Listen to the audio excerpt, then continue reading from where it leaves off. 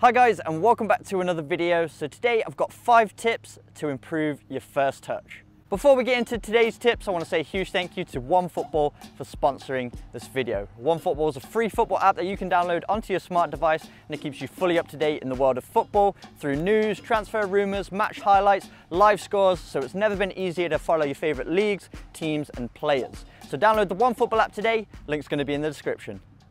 The first tip is being light on your feet. When you're on the balls of your feet, on your toes, you're more agile and you can adjust to the flight of the ball. There might be a deflection, a bobble as the ball's on its way to you, and you need to adjust. If I'm flat-footed and the ball isn't completely accurate, I've kind of got to stretch and the touch is going to get away from me. But if I'm light on my toes and the ball's played in, even if it's not completely accurate, I can adjust to the flight of the ball and take a clean first touch. The second tip is having a low center of gravity. So you want to have a slight bend in your knees while being on your toes. This is not only going to help you be more agile, but it's also going to help you with your balance. So even if the first touch isn't clean, you're in a position that you can chase after it and you can make something out of it. But if I'm flat-footed and my knees aren't bent and the ball's played in and that touch gets away from me, it's going to be hard to get back on it quickly and the defender's going to come in and intercept it. But if I'm on my toes and have a slight bend in the knees, I'm going to be able to cushion that ball. And even if the touch did get away from me, I'm in a position that I can chase onto it. The third tip is connecting right through the center of the ball. I would recommend starting out by using the inside of your foot. It's the widest surface area and it's going to be the easiest to control with. And then you can move on into different areas of your foot once you gain confidence with it. But you want to connect right through the center. That's going to provide the cleanest touch. If you connect too high on the ball as it comes in, it's going to get caught underneath your feet. Then you're going to have to take a second touch to get it out before you can play a pass. And that's going to waste valuable time. Also, if you connect too low on the ball, your foot's going to create a bit of a ramp and the ball's going to pop up in the air. Again, you're going to have to get it under control with the second or third touch and you're going to waste time.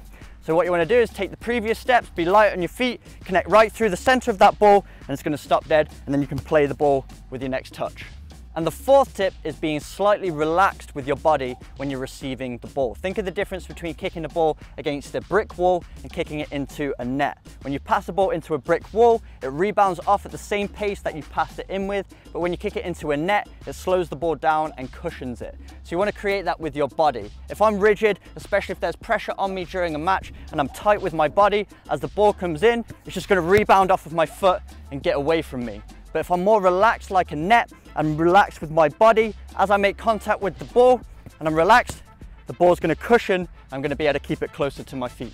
And the fifth tip is to draw your foot backwards as you're making contact with the ball. So as you're about to make contact, you just pull your foot back slightly and that's going to take all the momentum out of the ball. If I just keep my foot here as the ball's played in, again, the ball's just going to rebound off that hard surface and get away from you. So what you want to do is at the very last second, draw your foot backwards, and that's going to create the cushion effect, like that. So the ball will stay closer to my body and I'm under control. So now that you've got some tips to improve your first touch technique, the best way to get out there and practice is to grab a football and find a wall or any kind of surface that you can rebound the ball off. Practice hitting the ball at different speeds and learning how it reacts off of your foot. Start off using the inside of your foot, then go on to other areas of the foot after you gain confidence with it. And don't forget to practice both feet equally. It's so important to be able to control and pass the ball with both feet. So there we go guys, 5 tips to improve your first touch. And the final tip is just to get out there and practice as often as possible receiving the ball in different ways. And if you want more exercises to work on your first touch, check out Controlo, my very own 7-day first touch training program. It contains over 50 exercises to challenge your first touch in different ways so you're more confident on the pitch. Link's going to be in the description. But if you enjoyed today's video, make sure you smash the like button, hit the subscribe button for weekly training videos, and I will see you guys in my next video.